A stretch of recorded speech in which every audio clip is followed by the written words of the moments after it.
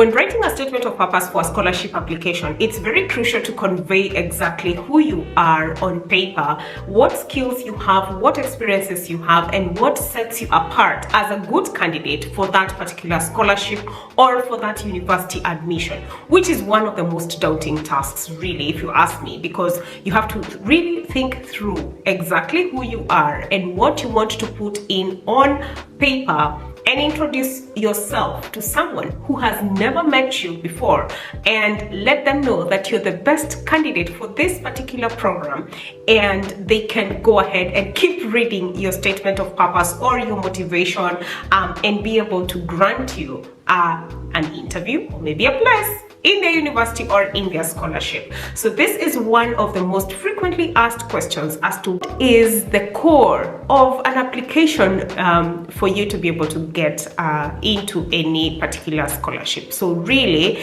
the statement of purpose or motivation statement is the make or break of your application. So this video is going to give you a few tips on what you should not write on that particular statement of purpose so that you can put yourself at an upper hand and be able to stand out as a good candidate towards your application. Now, I have done quite a number of videos about statements of purpose with other candidates as well who've been successful before. So please go ahead and check out those videos so that you can get even a more in-depth approach as to what they wrote, how they went about it, and you can get inspired into how to write your own statement of purpose so that you can stand out as well. Now, one of the first things that I will talk about is some phrases that you use in your statement of purpose for scholarship is, for example, saying, I need the money. Now, this is something that everybody is going to definitely say, because everybody is going to say, hey, you know what, I've been from a very poor background. I have, never had a way of studying in a prestigious school just because we come from a very humble background.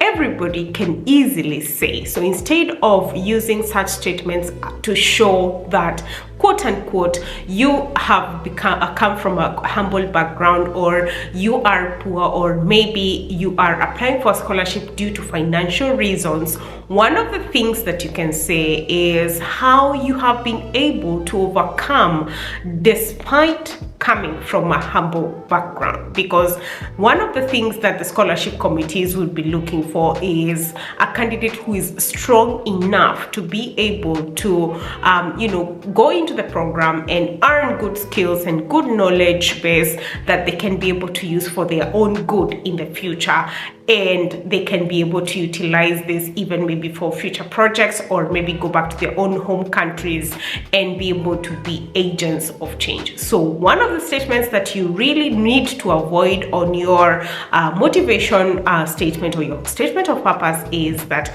you need the money, or you are from a very poor background, or you have never had a chance of going into a prestigious school because of money. Please don't mention these things so that you can be able to stand out as a good candidate. Remember that the scholarship is really there to help you with your education goals as well as your career goals, and not your financial needs. This is just the brutal truth. Now, the second phrase that you really need not to put on your statement of purpose is, I've always wanted to. These are some of the vague or generic statements that I have seen in quite a lot of statement of purposes that I have read over the past couple of years. That, I have always wanted to go and study abroad, or I've always wanted to, go and do a PhD or a master's program, or I have always wanted to study in this and this country, or this and this university.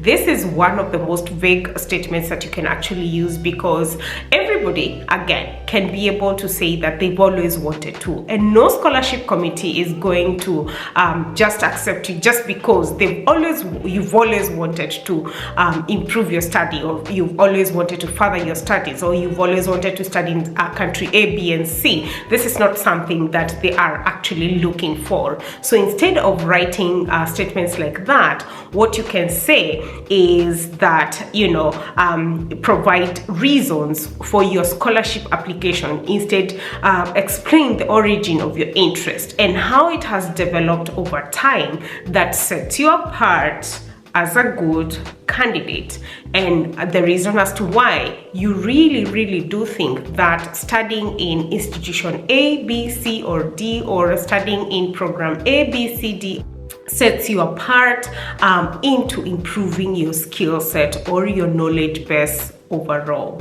Another very generic statement that I have seen is that I am the best candidate. Everybody is going to say that I am the best candidate for this particular program, so please, you have to choose me, you have to pick me up, this is me. I have always been an A student, straight A's, I got a first class, I got a second upper, I got this and this and this, I have these qualifications A, B, C, D, E. One thing for sure, it's very crucial to mention which qualifications you have, and these qualifications that you have, it's very important to be very particular with which qualifications are relevant to any program. Not all qualifications you have, or not all experiences that you have, or skills that you have garnered over time are actually relevant for any particular program that you're applying for. So it's very important to sift through and see which are the qualifications that I want to put on this particular application, and then mention those and highlight them on your statement of purpose. So instead of saying that you're just the best candidate, make sure that you're highlighting step by step and making sure that you are very much in line with what the scholarship committee is looking for. And this information can be found on the requirements section on any particular scholarship that you're applying for, or any particular program that you're applying for. Now, the other very statement that you do need to avoid is, I don't know where else to get the money. Now, this is one of the statements that I have seen that actually looks quite desperate. Obviously, again, this is something that everybody can say, that you don't know where else to get the money to actually study. But instead of mentioning such things, then you can emphasize your dedication to your chosen field of study and how, again, the scholarship aligns with your goals in the future.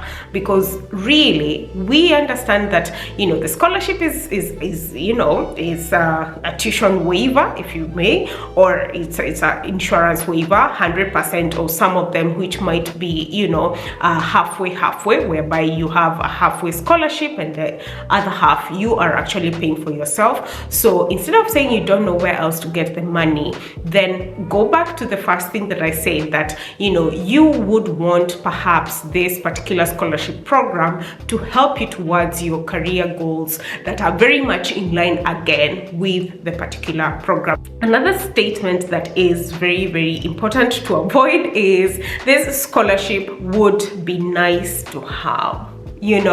It would be nice to have an MBA in this and this. It would be nice to have an MSc in finance. It would be so nice to have a PhD in computer science, or whatever it is that you're actually applying for. Instead of saying it would be nice to have, it looks as if you're downplaying that particular program, which again, this is something that can put off scholarship committees, because this is not what they are looking for on a statement of purpose that is really a paper that is introducing them to someone they've never met, and this is what they're reading. Sometimes I keep telling people, like, look, most of these scholarship committees are not bots. They are real people who look at your program and your application, your the money that they have, they really check through into pretty much everything, and they see which is the best candidate for this particular program. So if you're out there just blubbering and saying, oh, this would be a nice program to have, then they will keep moving it because they have lots of applications. Believe me, this is not something that you want to add on your statement of purpose. Now, another statement that is very common is, I am a hard worker and quick learner. I'm passionate about everything.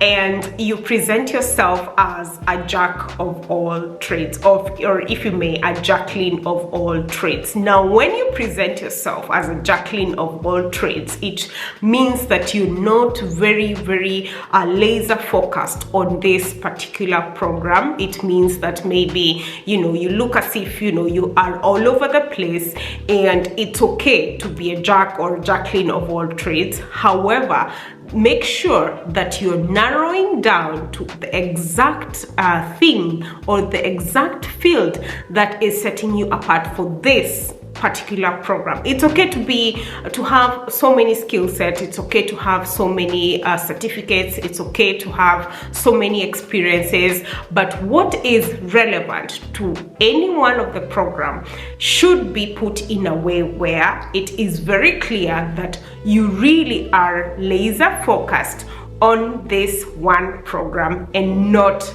any others. Now, the other thing that I have seen that is very common is, I don't know what I want to study yet.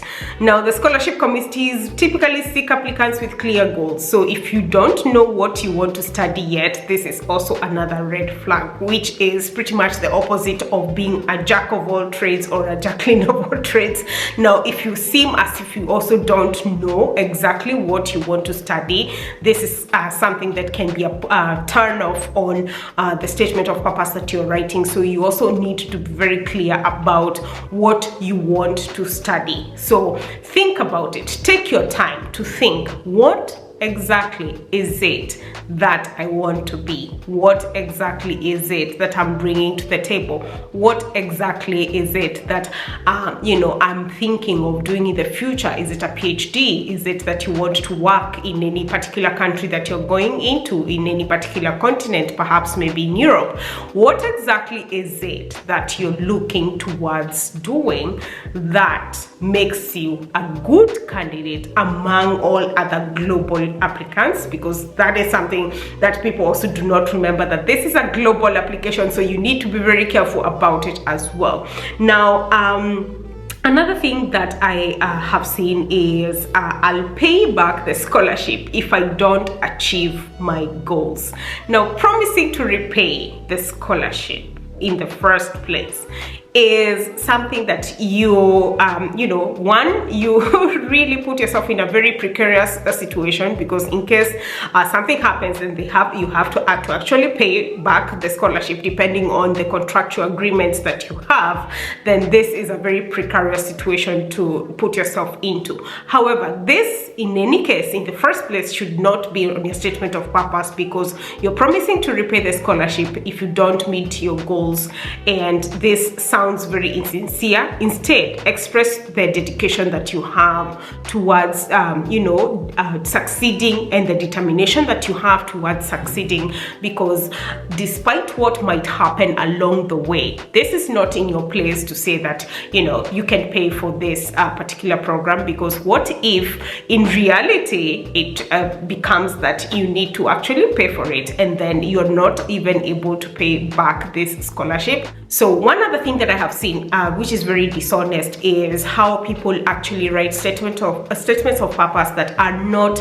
representative of even what they are putting on their CV, or what exactly they are at the core, or what experiences they've had at their own core. So which means that, for example, maybe you have been experienced in IT field, but you're over here saying that you are experienced in the agricultural field, etc, and maybe you're even even quote unquote using this scholarship opportunity for you to, find your way out of your own country. This can be a very dishonest aspect of writing your statement of purpose, because in case this particular program has an interview process, and they will ask you questions towards the agricultural field, for example, then you will put yourself in hot soup, because you will not possibly be able to answer these questions that they may have, and maybe you will come and begin your studies and maybe fail in the classrooms, which is not something that is actually honest on your part,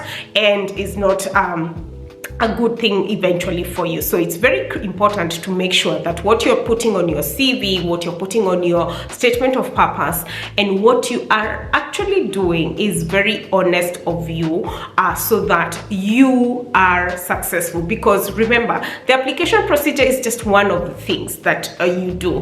Eventually, when you come and study, begin your study, is where the real work is. And where the real work is, the success, or the success of the particular program depends on how honest you have been along the way, and how you present yourself as a candidate, and the real work that you end up doing as a candidate. So it's very crucial for you to notice that, it's very important to be very, very honest on these statements of purpose. Now, one other thing is to make sure that you are also sticking to the word count of the statement of purpose that you have been told to write. In most cases, you will find 500 words to 700 words to 1,000 words to 1,500 words, all dependent on a program. And so if you are not within this word count, this also disqualifies your statement of purpose. So you want to make sure that you're sticking to the word count. And in case a program has given the exact headlines that they want you to use, or for that particular statement of purpose, make sure that you're sticking to those word counts, and you're not going over and beyond and doing your own other things, which could be a break for you. So it's very crucial for you to stick to the word count. Now, I hope that these are some of the tips that can be of help to you. Again, like I mentioned before, there are quite a number of videos on this particular channel that talk about statements of purpose, which are the epicenter of any particular application that you are going to do. However, these are just tips that I would say, in the long run, what I would say is that if you find a program and you're interested in applying for that particular program, sit down somewhere with a notebook, or maybe if you prefer typing, or if you have note section on your phone, write down what skill sets do you have in the first place? What is relevant to this particular program? How can you present that relevance on a piece of paper for someone to read and be convinced that you are the best candidate for this particular program? What background have you had? What experience, what are you bringing into the table, dependent on the experiences that you have had?